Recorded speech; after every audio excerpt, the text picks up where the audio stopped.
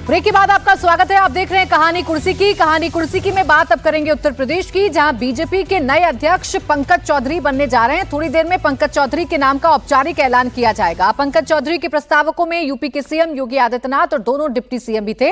बताया जा रहा है कि पंकज चौधरी के खिलाफ किसी और उम्मीदवार ने अपना नामांकन दाखिल नहीं किया, इस वजह से उनका निर्विरोध चुना जाना तय है।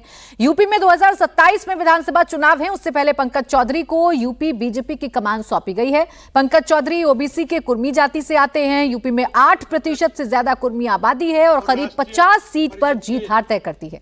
लोकसभा चुनाव के दौरान कुर्मी वोटर्स बीजेपी से छिटके थे। बीजेपी अब उसी कुर्मी वोटर्स को दोबारा अपने पक्ष में लाने के लिए पंकज चौधरी को यह जिम्मेदारी सौंप रही है। पंकज चौधरी ने निगम पार्षद से राजनीति की शुरुआत की और 7 बार सांसद रहे। केंद्र में मंत्री हैं और अब यूपी बीजेपी की कमान संभालने जा रहे हैं। आइए आपको सबसे पहले सुनवा देते हैं नई जिम्मेदारी मिलने के बाद पंकज चौधरी ने क्या कहा और कांग्रेस बीजेपी के नए अध्यक्ष को लेकर क्या सवाल उठा रही है। भारतीय जनता पार्टी है कि अपने कार्यकर्ताओं पे समय समय पे जिम्मेदारियां देती हैं और जिम्मेदारी अगर देती है तो निश्चित तौर से उसको मैं बखूबी निभाने का प्रयास करूंगा। केंद्रीय नेतृत्व का आशीर्वाद, उत्तर प्रदेश में मुख्यमंत्री के साथ आपका गठजोड़, लगता है कि 2027 में फिर से आप लोग एक बार बीजेपी सरकार लाएंगे? जब जिम्मेदारी मिलेगी, पूरी पार्टी इंटैक्ट है, चाहे वो केंद्र से हमारे नेता हो, चाहे प्रदेश के नेता हो, चाहे मुख्यमंत्री जी हो, सभी इंटैक्ट है। पार्टी आज से नहीं, बहुत सी जिम्मेदारियां मेरे ऊपर दी है और हमने उसको बखूबी अपने शक्ति के अनुसार उसको निभाने का प्रयास किया हूँ और अगर ये जिम्मेदारी मिलती है तो इसको भी ठीक से निभाऊंगा। और देखिए, थोड़ी देर में नाम का औपचारिक ऐलान होने जा रहा है। बीजेपी दफ्तर से तस्वीरें आनी शुरू हो गई हैं। रुचि कुमार मेरी सहयोगी इस वक्त हमारे साथ जुड़ गई हैं। पहले उनसे अपडेट ले लेते हैं। रुचि, बताइए क्या अपडेट है, कितनी और देरी है अभी, कितनी देर में उनके नाम का ऐलान होगा? देखिए, ये डॉक्टर भीमराव अंबेडकर ऑडिटोरियम है और यहाँ ये कार्यक्रम शुरू हो चुका है। मंच में सामने मुख्यमंत्री योगी आदित्यनाथ, दोनों डिप्टी सीएम केशव प्रसाद मौर्य, ब्रजेश पाठक, पीयूष गोयल, लक्ष्मीकांत वाजपेयी जो पुराने अध्यक्ष बीजेपी के रहे हैं, सूर्य प्रताप शाही जो अध्यक्ष रह चुके हैं, स्वतंत्र देव सिंह जो पहले अध्यक्ष रह चुके हैं, महेंद्र नाथ पांडे, ये सारे आपको नेता मंच पे दिखाई दे रहे हैं। और नीचे जो बीजेपी के विधायक हैं, मंत्री हैं, बड़ी तादाद में कार्यकर्ता पदाधिकारी हैं, करीब 3000 लोग इसके गवाह बनेंगे जो बीजेपी के नए अध्यक्ष पंकज चौधरी है। बस कुछ ही देर में उनके नाम का ऐलान हो जाएगा। तो हॉल ठसाठस भरा हुआ है, बाहर भी बहुत भीड़ है क्योंकि जो यूपी प्रदेश अध्यक्ष है उनका इंतज़ार करीब 1 साल से किया जा रहा था। जनवरी से ये हो रहा था कि प्रदेश को नया अध्यक्ष मिल सकता है। लंबे इंतज़ार के बाद पंकज चौधरी आए हैं। उम्मीदें भी बहुत हैं क्योंकि 2027 में विधानसभा चुनाव है यूपी में और बीजेपी नहीं चाहती कि जिस तरह का नुकसान लोकसभा चुनाव में हुआ वो पार्टी को विधानसभा चुनाव में हो। तो लगातार तीसरी बार सरकार बने, इसकी पूरी कोशिश है। तो इसी के तहत कुर्मी को चुना गया है क्योंकि जैसा आपने भी बताया कि कुर्मी जो ओबीसीज हैं, गैर यादव ओबीसी को अध्यक्ष बनाना चाहती थी और कुर्मियों की तादाद यादव के बाद सबसे ज़्यादा है। तो कोशिश पार्टी की यही है कि पंकज चौधरी के जरिए जो नाराज कुर्मी वोटर हैं उनको वापस पार्टी की तरफ लाया जाए। ठीक है, लोकसभा चुनावों में जो डैमेज हुआ था उस डैमेज को कंट्रोल करने की कोशिश है। कुर्मी चेहरे को एक बार फिर से कमान सौंपी जा रही है। 2022 के विधानसभा चुनावों में भी कुर्मी फेस के तौर पर हमने देखा था जब स्वतंत्र देव सिंह कमान संभाल रहे थे और अब एक बार फिर से हमें पंकज चौधरी का नाम इस वक्त दिखाई पड़ रहा है। अब सवाल यही है संगीत रागी जी कि पंकज चौधरी में ऐसा क्या है या पंकज चौधरी को ही क्यों चुना जा रहा है अध्यक्ष पद के लिए? देखिए, एक केरला पर भी मैं टिप्पणी करना बहुत ज़रूरी समझता हूँ। केरला की विजय जो है वो बहुत इम्पॉर्टेंट विजय है। मैं इसे बहुत महत्वपूर्ण मानता हूँ, जिसका जिक्र समीर जी ने किया और मुझे लगता है ये केरला के अंदर आने वाले विधानसभा में भारतीय जनता पार्टी की एक नई तस्वीर होगी। और उसका कारण है कि वाकई जो संघ का जमीन का जो कार्य है वो सबसे ज्यादा केरला के अंदर है। सबसे ज्यादा प्रचारक वहीं पर मारे गए हैं, आहूत हुए। सबसे ज्यादा जिसको कहते हैं ना, लेफ्ट ने भी उनको मारा, इस्लामिस्टों ने भी मारा। और मजेदार बात है कि इस बार की जीत में क्रिश्चियन बहुल क्षेत्र और मुस्लिम बहुल क्षेत्र, उन दोनों जगहों पर भी भारतीय जनता पार्टी ने जीत दर्ज की है। यह ज्यादा महत्वपूर्ण है। पहले भी एक देखा जा रहा था कि क्रिश्चियन एरिया में भारतीय जनता पार्टी की स्वीकार्यता बढ़ी है। और मुझे लगता है कि ये गठजोड़ यदि वाकई आने वाले दिनों में कहीं बढ़ता है तो भारतीय जनता पार्टी के लिए एक नई तस्वीर होगी आने वाले विधानसभा चुनाव में। ठीक। अब रह गई बात अध्यक्ष के उत्तर प्रदेश में, तो देखिए मैं तो कल से ये बात कह रहा हूं कि संगठन नेता बड़ा खड़ा करता है। बड़े नेता को आप जिम्मेदारी दी जाती हो, ऐसा मुझे भारतीय जनता पार्टी में तो नहीं दिखता है। उत्तर प्रदेश के मुख्यमंत्री योगी आदित्यनाथ जी गोरखपुर और वो वाला उत्तरा जिसे कहते हैं ना पूर्वांचल क्षेत्र, वहां के नेता थे। आज आप देखिए तो आप राष्ट्रीय फलक के नेता के तौर पर आज के दिन में खड़े हो गए हैं। जिन मुख्यमंत्रियों को आपने राजस्थान में देखा, उनको किसी ने सुना था नाम? पहले सुना था, मोहन यादव को सुना था, किसी और को सुना था? इनकी भी वही स्थिति है। और संघ काम क्या है, अध्यक्ष का काम क्या है? अध्यक्ष को हम लोग मान लेते हैं कि बड़ा एकदम पैन उत्तर प्रदेश जो उसकी है वो फैन फॉलोइंग हो या लोग उसको ये करें, ये काम ही नहीं है। भारतीय जनता पार्टी का कार्यकर्ता काम करता है, संगठन काम करता है। संगठन और सरकार के बीच में समन्वय स्थापित करना और संगठन को जोड़ करके रखना और उसको प्रेरित करना, यही उनका काम है। यह काम मुझे लगता है कि एक सिर्फ अध्यक्ष के नाते तो कोई नहीं कर पाता है। आपकी टीम कैसे बनाते हैं ये, और वो टीम कितना इनके साथ काम करता है, ये ज्यादा महत्वपूर्ण रहता है। और सरकार से सामंजस्य कैसा है, ये भी जरूरी इंपॉर्टेंट रह जाता है। यदि कल जाकर के योगी आदित्यनाथ के साथ इनका टकराव होता है, या मान चूंकि दोनों गोरखपुर से आते हैं, ये स्थिति बनी रहती है तो फिर स्थिति दूसरी होगी। यदि समन्वय बना रहता है तो स्थितियां अलग रहेंगी। मुझे लगता है कि यही उनके लिए चैलेंज है कि सबको साथ लेकर के कैसे वहां पर भारतीय जनता पार्टी को खड़ी करते हैं, ताकि 2024 के चुनाव में जो लॉस हुआ है वो ना हो। अब इसे अगर जातियों के लिहाज से समझा जाए, कुर्मी वोट बैंक के लिहाज से समझा जाए, या जिसका सबसे ज्यादा नुकसान लोकसभा चुनावों में हुआ वो था अखिलेश यादव का पीडीए वाला नारा, जिसका नुकसान भारतीय जनता पार्टी को उठाना पड़ा था। क्या पंकज चौधरी को ये कमान देकर हर्षवर्धन जी ये कोशिश की जा रही है कि कम से कम पीडीए वाला जो नैरेटिव है उस पर डेंट किया जाए, उसे ध्वस्त किया जाए, और जो गलतियां हुई 2024 में वो कम से कम 27 में नुकसान ना दे? नहीं, निश्चित तौर पर पहला प्रयास तो यही है। और जिसको कहते हैं ना कि आपको चूंकि कुर्मी समाज का वोट आपको नहीं मिला है, उत्तर प्रदेश के विधानसभा और लोकसभा चुनाव दोनों में नहीं मिला है। और 22 के विधानसभा चुनाव के समय तो मुझे ध्यान में आ रहा है कि उस समय स्वतंत्र देव सिंह थे, वो भी कुर्मी ही है, वो स्वयं अध्यक्ष थे, फिर भी वोट नहीं दिला पाए, सीटें घट गई। तो ऐसा नहीं है कि कोई कुर्मी आप कर देंगे या किसी भी जाति का ऐसे कर देंगे ऐसे वोट आता नहीं आता। लेकिन हाँ, ये जरूर है कि जब आपके अध्यक्ष के तौर पर एक व्यक्ति बैठा हुआ है, और देखिए यहां इनसे पहले भी तो भूपेंद्र चौधरी थे ना, कोई ऐसा तो है नहीं कि आप जो पार्टी में जो अध्यक्ष हैं वो उसी तरह के लोग थे। लगातार अगर आप देखें, हाँ, लक्ष्मीकांत वाजपेयी और केशव प्रसाद मौर्य, इन दोनों के अध्यक्ष रहते पार्टी ने बहुत शानदार प्रदर्शन किया था। एक 2014 के लोकसभा चुनाव के समय लक्ष्मीकांत वाजपेयी अध्यक्ष थे, और 2017 के विधानसभा चुनाव के समय केशव प्रसाद मौर्य थे। तो दोनों बहुत जबरदस्त, उस तरह से कहें तो परफॉर्मेंस ठीक रही हो। लेकिन अब सवाल जो प्रोफेसर साहब ने कहा, एक तो देखिए ये तो तय है कि पंकज चौधरी और योगी आदित्यनाथ दोनों एक ही जगह से आते हैं, और दोनों अपने अपने बड़े मजबूत खूंटे वाले हैं। अब अचानक दो मजबूत खूंटे मिल जाएं, ऐसी कल्पना मतलब मेरे लिए तो राजनीति समझने की वजह से थोड़ी कठिन है। और चूंकि मैं गोरखपुर बहुत अच्छे से जानता हूं, इसलिए और कठिन है। अब सवाल यह है कि टीम वो कैसी बनाएंगे और वो टीम कैसे काम करेगी, ये एक बहुत बड़ा प्रश्न है। लेकिन उससे बड़ा प्रश्न क्या है, क्या सरकार और संगठन के बीच में तालमेल इस बार हो पाएगा? क्योंकि सरकार की तरफ से कहा जाता है, जो योगी आदित्यनाथ के साथ लोग हैं या जो वो कहते हैं कि संगठन हमें सहयोग नहीं देता है, संगठन कहता है कि सरकार में जो नियुक्तियां हैं, जो लोग हैं, जो कुछ कर रहे हैं, वो संगठन को पता ही नहीं चलता है। और मैं एक बड़ी चौंकाने वाली बात बता रहा हूं, कल नामांकन के बाद की उत्तर प्रदेश भाजपा के एक बड़े नेता ने कहा कि अब हो गया, अब हम बताएंगे कि राजनीति असली क्या होती है। मैं नाम नहीं ले रहा हूं क्योंकि नाम लेना उचित नहीं है, लेकिन उन्होंने कहा कि अब हम बताएंगे कि असली राजनीति क्या होती है, क्योंकि क्या हो रहा है उसको कैडर को, कार्यकर्ता को पता चलना चाहिए। अब अगर सोचिए, नामांकन के तुरंत बाद ये स्थिति है और किसके मन में किस तरह का विद्रोह है, किस तरह की चीजें हैं, तो ये ऐसा नहीं है कि अध्यक्ष बन जाने से 1 साल से जो टल रहा था, जो 15 जनवरी 2025 को होना था और 14 दिसंबर 2025 को हो रहा है, तो टल जाने से कुछ बहुत अच्छा हो गया हो, मुझे ऐसा नहीं दिखता।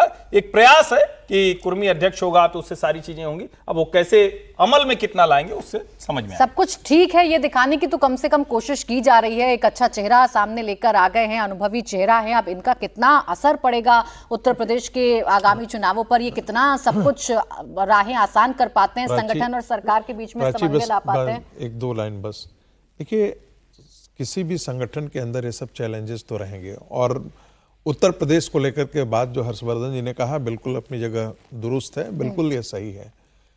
लेकिन इसका खामियाजा कौन भुगता? 2024 में भुगता भारतीय जनता पार्टी ने, इसका खामियाजा भुगता।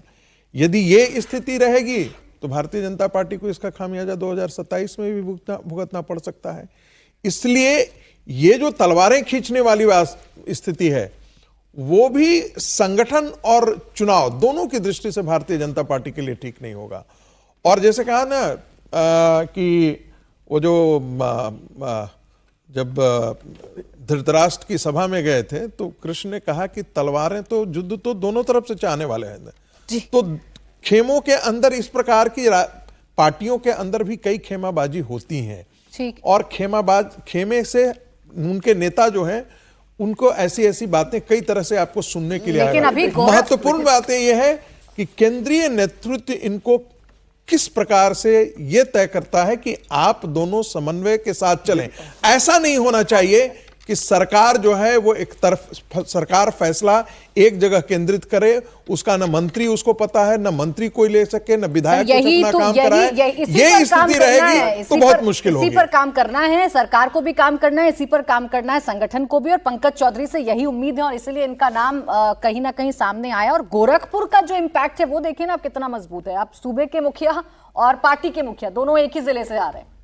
निश्चित रूप से। और देखिए, इतने लंबे समय के बाद उत्तर प्रदेश को अध्यक्ष चुना, और उत्तर प्रदेश का प्रदेश अध्यक्ष चुनने के लिए सरकार को बहुत केंद्रीय नेतृत्व को बहुत माथापच्ची करनी पड़ी। ऐसा नहीं है कि तुरंत आपने तय किया। योगी आदित्यनाथ जैसा मुख्यमंत्री वहां पर बैठा हुआ, और जब चुनावी राज्य में जाते हैं तो बड़ा मुख्यमंत्री अगर आप है तो उसके हिसाब से ही केंद्रीय नेतृत्व निर्णय लेता है। मैं आपको गुजरात के मुख्यमंत्री का उदाहरण देता हूँ। जब नरेंद्र मोदी मुख्यमंत्री बनकर गए, उनके पास सीट नहीं थी, विधायक बनना था, तो वजूभाई वाला से कहा कि आप सीट खाली कर दीजिए। वजूभाई वाला ने सीट खाली की। नरेंद्र मोदी जी राजकोट से विधायक बने, मुख्यमंत्री थे चुनाव लड़के। वजूभाई वाला को नरेंद्र भाई ने अध्यक्ष बना दिया, जबकि दूसरे दावेदार थे कि वजूभाई वाला अध्यक्ष बनेंगे, वो अध्यक्ष बन गए। उसके बाद नरेंद्र मोदी जी ने पुरुषोत्तम रूपाला को अध्यक्ष बना दिया। उसके बाद फालतू को अध्यक्ष बनाया। सारे नरेंद्र मोदी जी के हिसाब से तय हुए कि अध्यक्ष कौन बनेगा। मध्य प्रदेश में शिवराज सिंह चौहान जब मुख्यमंत्री बनते, नरेंद्र सिंह तोमर से कैबिनेट से इस्तीफा दिलवा के नरेंद्र सिंह से कहते हैं तुम अध्यक्ष बनो। नरेंद्र सिंह शिवराज जी के बेहद करीबी थे, वो अध्यक्ष बनते। बाद में प्रभात झा बनते, फिर नरेंद्र सिंह अध्यक्ष बनते हैं कि शिवराज सिंह कहते हैं कि मुझे चुनाव जीतना, मुझे नरेंद्र सिंह चाहिए। नरेंद्र सिंह के बाद वो शिवराज सिंह जी कहते हैं मुझे नंदू भैया चाहिए। उसके बाद कहते हैं राकेश सिंह चाहिए। जो शिवराज सिंह चौहान ने कहा वो हुआ। महाराष्ट्र के अंदर देवेंद्र फडणवीस ने जिन्हें चाहा कि वो चंद्रकांत बावनकुले बने, चंद्रकांत पाटिल बने, या अब अशोक चव्हाण बने, देवेंद्र फडणवीस के हिसाब से बने। तो जहां मुख्यमंत्री पावरफुल होता है वहां पर वसुंधरा थी, वसुंधरा ने अशोक परनामी को वहां पर प्रदेश अध्यक्ष बनाया। तो जहां मुख्यमंत्री होता है, चुनाव में जाता है, तो उसकी पसंद को केंद्रीय नेतृत्व ध्यान में रखता है कि सरकार और संगठन एक साथ दिखे, मुख्यमंत्री को चुनाव लड़ने जा रहा है। और अभी जो अध्यक्ष डिक्लेयर हुए, विश्वकर्मा गुजरात के अध्यक्ष बने का इतना बड़ा कार्यक्रम वहां इस तरीके से हुआ जिस तरीके से बैठ के हुई। मध्य प्रदेश में खंडेलवाल को अध्यक्ष बना दिया, एक पर्ची निकली, अध्यक्ष बन गए। वहां इस तरीके से BL संतोष ने जाके बैठक ली, अरुण कुमार जी जाके बैठक ली, संगठन को इतना मेहनत करना पड़ी, इतने अध्यक्ष डिक्लेयर हुए, सब 1 मिनट में डिक्लेयर हो गए। यूपी के अंदर चूंकि योगी आदित्यनाथ है और योगी आदित्यनाथ के नेतृत्व में आप चुनाव लड़ने जाने वाले हो, 2027 का वो चेहरा है, तो सरकार और संगठन के बीच सामंजस्य होना था। उस मामले में सहमति बनाने के लिए समय लगा होगा। न योगी जी का आदमी बना होगा, न केंद्र का बना होगा। फिर आकर अगर ये बनते हैं तो ये तो केंद्र से ही आए हुए ना, केंद्र में 7 बार के सांसद है, केंद्र में मंत्री रहे अशोक चौधरी, तो केंद्र के भेजे हुए वहां प्रदेश अध्यक्ष बने। अब इनकी सबसे बड़ी जिम्मेदारी है कि संगठन तो अपना काम करेगा, संघ है, संगठन महामंत्री संगठन को देखने के लिए। संगठन में इनकी कोई भूमिका नहीं, संगठन में कभी नेता नहीं रहे। इनकी जिम्मेदारी ये होगी कि योगी आदित्यनाथ को साथ के लेकर कैसे चल पाते हैं, और योगी आदित्यनाथ और प्रदेश अध्यक्ष के बीच में सहमति बने, सामंजस्य बने, सरकार संगठन थोड़ी देर में बोलेंगे योगी आदित्यनाथ, असर होगा। वो हम तस्वीरें दिखाएंगे, वो संबोधन भी सुनाएंगे। लेकिन क्या विजय जी सिर्फ यही एक फैक्टर है जिसकी चर्चा हम बार बार कर रहे हैं समन्वय की, या और भी फैक्टर्स हैं जो पंकज चौधरी के फेवर में गए हैं? मुझे पता नहीं है, क्योंकि अभी बार बार बात हो रही है कि एक ही इलाके से वो दोनों लोग आ रहे हैं। महाराजगंज पहले गोरखपुर में ही शामिल था, अब अलग जिला भी बन गया। वो दोनों लोग एक इलाके से तो आए हैं, लेकिन क्या एक साथ बैठ पाएंगे? और फिर अभी समीर जी ने इतने सारे मुख्यमंत्रियों, ताकतवर मुख्यमंत्रियों के नाम और उनके अध्यक्ष के नाम गिना दिए, तो क्या मैं ये समझूं कि ये योगी आदित्यनाथ जी ने बनवाए हैं? क्योंकि योगी आदित्यनाथ तो ताकतवर चीफ मिनिस्टर हैं, इसमें तो अभी कोई शक नहीं होगा। कम लोगों को शक होगा, यदि होगा अभी तो ऐसा तो नहीं है। और यदि ये केवल अध्यक्ष केवल बनाए गए हैं, समन्वय होना है और छोटा काम है, बड़े आदमी हैं, तो 2 साल तो नहीं लगते, 2 साल लगे। फिर BL संतोष साहब 3 बार बैठकें की है, मुख्यमंत्री के साथ बैठक की है। फिर अरुण कुमार जी जो संघ का और बीजेपी का कोऑर्डिनेशन देखते हैं वो कर रहे हैं। और इस कार्यक्रम से ही पता पड़ता है कि कितना महत्वपूर्ण पद है और कितना महत्वपूर्ण काम है। मेरे को अभी ये सवाल ढूंढना है कि ये जो नेतृत्व में बदलाव किया गया है या नए अध्यक्ष बनाए हैं, ये योगी जी के लिए बनाए गए हैं या अखिलेश जी के जवाब में बनाए गए हैं? किसके जवाब में बनाए गए हैं? वो तय करेगा कि आगे क्या होना है, आगे कैसे पार्टी चलनी है, कैसे संगठन चलना है। तो बहुत सारी चीज़ें, लेकिन कुर्मी बनाने से एक बड़ा काम तो हो गई। PDA का जवाब है, क्योंकि कुर्मी बड़ा वोट है। 7 MP पिछली बार समाजवादी पार्टी के बन गए, बीजेपी के 3 ही बन पाए। हालांकि और बहुत सारे लोग 3 उससे पहले भी कुर्मी अध्यक्ष नहीं सर, लेकिन कम से कम बताएगी बीजेपी यही कि हम PDA की काट लेकर आए हैं। पर्दे के पीछे जो हो रहा है वो तो हो ही रहा है और उस पर चर्चा भी दबी जबान में हो रही है। ऐसा बड़ा कार्यक्रम करना पड़ रहा है। योगी जी को भी यही समझ में आना चाहिए ना कि ये PDA की काट के लिए लाए। अभी जब वो बोलेंगे सर तो क्या बोलते हैं इस पर हमारी नजरें बनी रहेंगी। सुनवाएंगे आपको मुख्यमंत्री योगी आदित्यनाथ का संबोधन जब शुरू होगा। इस बीच एक और खबर की बात कर लेते हैं। अर्जेंटीना के मशहूर फुटबॉलर लियोनेल मेसी 3 दिन के भारत दौरे पर हैं, लेकिन कल जो उनके कार्यक्रम में कोलकाता में हुआ उसे लेकर ममता सरकार पर देश भर में सवाल उठ रहे हैं। कोलकाता के सॉल्ट लेक स्टेडियम में मेसी को देखने हजारों की भीड़ पहुंची थी, लेकिन जब मेसी का दीदार नहीं हुआ, मेसी कार्यक्रम से जल्दी चले गए तो फैंस नाराज हो गए। स्टेडियम में कुर्सियां और बोतलें फेंकी, तोड़फोड़ की। ऐसी अराजकता का माहौल बना कि पूरी दुनिया में ट्रेंड करने लगा। कोलकाता में जो मिसमैनेजमेंट हुआ उसके लिए तो ममता सरकार की जिम्मेदारी है, लेकिन शाम को तेलंगाना से कुछ अलग ही तस्वीर सामने आई। पश्चिम बंगाल के बाद मेसी तेलंगाना गए, वहां उन्होंने राहुल गांधी और तेलंगाना के CM से मुलाकात की। स्टेडियम में CM रेवंत रेड्डी और बच्चों के साथ फुटबॉल खेला। कोलकाता में जो कुछ हुआ था उसे लेकर तेलंगाना में व्यवस्था बड़ी चाक चौबंद नजर आई। अब ममता बनर्जी ने स्टेडियम में हुए बवाल की जांच के लिए जांच कमेटी बना दी है। जांच कमेटी ने आज स्टेडियम का भी दौरा किया। साथ ही थोड़ी देर पहले पश्चिम बंगाल के गवर्नर CV आनंद बोस चीफ सेक्रेटरी के साथ स्टेडियम पहुंचे और वहां उन्होंने मुआयना किया। कल मेसी दिल्ली आएंगे और प्रधानमंत्री नरेंद्र मोदी के साथ उनकी मुलाकात होगी, लेकिन कोलकाता में मेसी के कार्यक्रम से जो तस्वीर आई उस पर बीजेपी सवाल उठा रही है। असम के CM हिमंता ने क्या कहा वो आपको सुनवाते हैं। वेस्ट बंगाल का स्थिति देश के लिए एक चिंता का विषय हो चुका है। मेसी एक एक हिसाब से हमारा देश का नहीं है, पूरा ग्लोब का आइकॉन है। सारे लोग आज शायद विश्व का लोग आज चिंतित है मेसी का हेल्थ के लिए, मेसी के वेलबींग के लिए चिंतित है। मेरा लगता है कि ममता दीदी को इंट्रोस्पेक्शन करना चाहिए। हमेशा ब्रेवेडो दिखा के, हमेशा सब कुछ आप कुछ नहीं हुए। RC कर मेडिकल कॉलेज में हुए, उन्होंने इनकार किया, कुछ नहीं हुए। बंगाल में डेली अत्याचार होते हैं इनोसेंट का ऊपर, आप डिनाई करते हैं। आज मेसी का मामला भी आप डिनाई करो, तो स्टेट कहां से कहां तक जाएगा, ये चिंता का विषय है। तेलंगाना में कार्यक्रम एकदम परफेक्ट हुआ, लेकिन कोलकाता में जो हुआ उसकी तस्वीरें सामने आई। जांच के लिए अब आदेश दे दिए गए हैं, लेकिन सवाल यही है कि बंगाल में ये क्या हो रहा है और क्या दीदी से बंगाल नहीं संभल रहा है, ये सवाल बीजेपी पूछ रही है। और इन सवालों में कितना दम विजय जी नजर आ रहा है अगर बीजेपी नैरेटिव चला रही है कि भाई बंगाल नहीं संभल रहा है। एक के बाद एक घटनाएं आ रही हैं। अब 10,000 का किसी ने टिकट खरीदा है, वो तक नहीं देख पा रहा है मेसी को। ये जो घटना वो तो मिसमैनेजमेंट का मतलब इससे ज़्यादा क्या बड़ा उदाहरण हो सकता है। और ये कहना कि केवल वहाँ के जो लोग थे स्टेडियम मैनेजमेंट वाले, वो नहीं है ना। मेसी जो हैं इस तरह के पर्सनैलिटी नहीं है, वो तो मतलब एक ग्लोबल आइकन भी हैं, तो सरकार की भी जिम्मेदारी है कि वो आएंगे तो। और कोलकाता में फुटबॉल को लेकर, मेसी को लेकर जो पागलपन है, आप सोच लीजिए 10,000 से 20,000 50,000 तक के लोगों ने टिकट लिए हैं, ब्लैक में वो टिकट लिए गए, तो उससे समझ में आता है। और ममता जी बंगाल को नहीं समझती हो, ऐसा नहीं है। ये एक ट्रिगर पॉइंट हो सकता है। इलेक्शंस में क्या होता है, कई बार बहुत ट्रिगर पॉइंट्स होते हैं।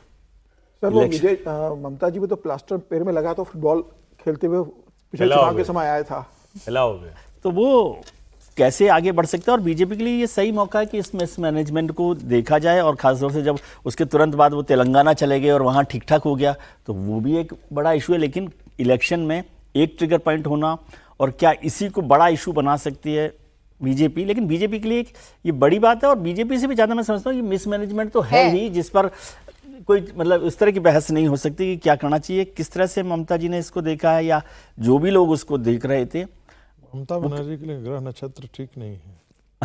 अब मुख्यमंत्री इतनी बड़ी बड़ी एग्रेसिव बात करती हैं, लेकिन ये तस्वीरें क्या उनको चिंता में नहीं डालती हैं कि क्या हो रहा है मेरे बंगाल में? इसलिए उन्होंने तुरंत माफी मांगी, सब कुछ किया ना, सॉरी, डैमेज कंट्रोल किया। जैसे 2026 जो है ना, नहीं तो ममता जी इतनी जल्दी 2026 की जो कुंडली है ना, उसमें ममता बनर्जी के लिए जो स्टार्स दिख रहे हैं वो कुछ अच्छे नहीं दिख रहे हैं।